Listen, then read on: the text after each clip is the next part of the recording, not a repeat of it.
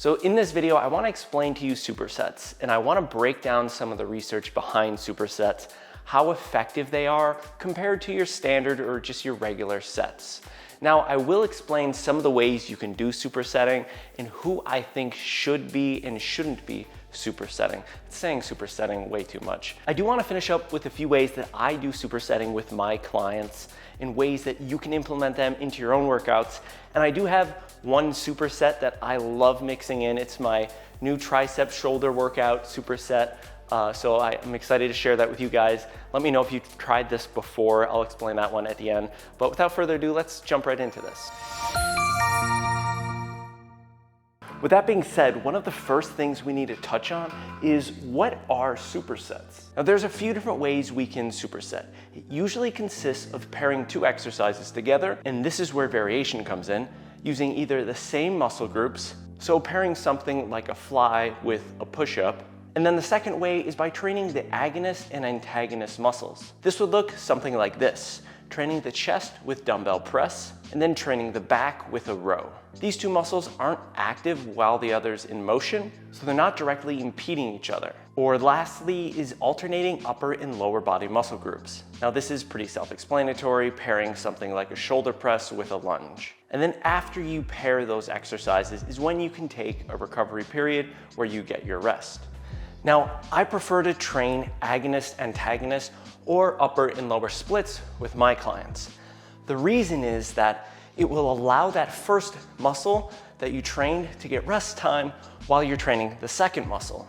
I'm not a fan of pairing two exercises together that trains the same muscle. This is sometimes referred to as pre-exhaustion or pre-fatiguing. And in some cases, you're actually training what is called the synergist muscle of an exercise. So that would mean I train triceps before I hit a shoulder press. The triceps are an assisting muscle during the shoulder press, and the original thought process is that this will require then the shoulders to push harder because there's less assistance from the synergist muscle. But this really seems to only be theoretical because research doesn't seem to support this idea. In a 2019 systematic review looking at different hypertrophy methods concluded this on supersets, essentially saying that supersetting can be useful for those looking to increase training volume and can be a very efficient time-saving tool. And these benefits are specifically for the agonist-antagonist approach or the upper-lower approach. The pre-exhaustion or pre-fatigue training tends to limit volume, which is obviously important for hypertrophy.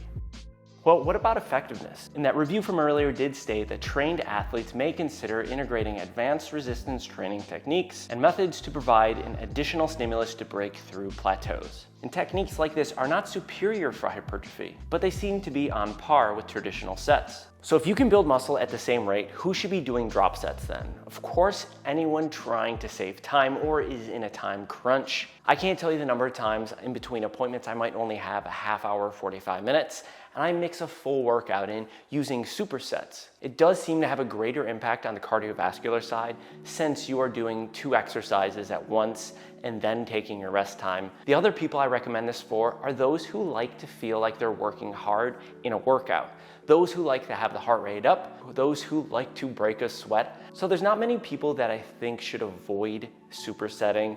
I do believe if you're new to training, maybe take it slow before you start mixing in more advanced training techniques. But I think the two biggest variables that really matter with your supersetting is the intensity at which you're training at and the weight you're lifting at. So if you are new, you could probably still apply this in a method in a way that isn't very heavy or training close to failure. But why bother? Just try to work your standard sets and kind of get used to working out first. But I want to take a look at some supersetting that I really enjoy and give you my awesome super secret superset that I don't see many people talk about, but let's check that out. A few of the standard types of supersets that I personally do with clients and myself are things like a chest press paired with a row, or maybe a pull down and a fly. So here's my shoulder tricep superset that I enjoy. We're gonna start you off with the cable machine, and we're going to begin with a reverse cable fly. You can call this whatever you want. This is all for those rear delts, one of the most undertrained areas that we all need to focus on just a little bit more. You're gonna rep this out and really smoke those rear delts. You'll definitely have to figure out what weight is best for you on this. And from there, same hand grip right into tricep extension here. almost like a tricep kickback, but doing this on a cable machine gives you a much better resistance profile, and I really like the line of pull for this movement. By the end of this, you'll have those rear delts and triceps screaming. If you guys found some value in this video, please hit that like button. It's gonna help the video get pushed out to more people, and right up here is a video that YouTube thinks that you're gonna like the most out of my content. Check that out, consider subscribing. We'll see you guys next time.